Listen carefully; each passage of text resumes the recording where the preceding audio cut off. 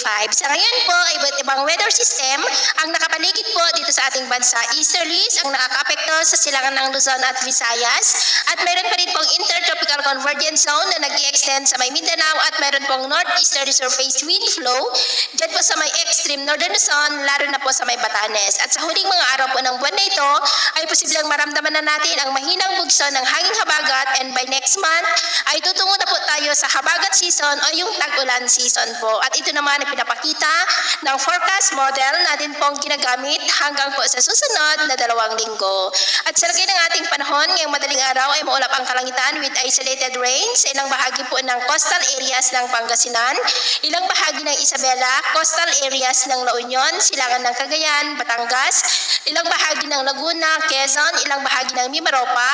Antique, Capiz, Negros, Cebu, Bohol, ilang bahagi ng Leyte, Samar Provinces, Caraga, Davao Region at Zamboanga del Sur.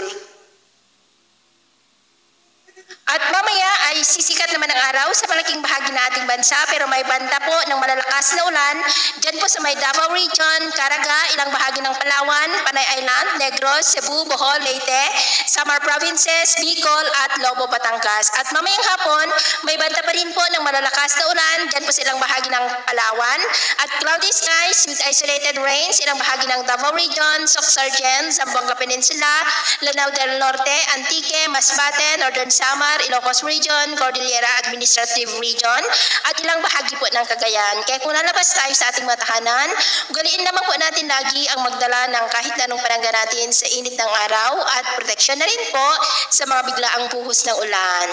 At sa atin naman pong mga baybayin, wala naman po tayong nakataas na ng mga gale warning signals, pero may pag-ingat lamang po kung papalaot tayo para po mas makaiwas.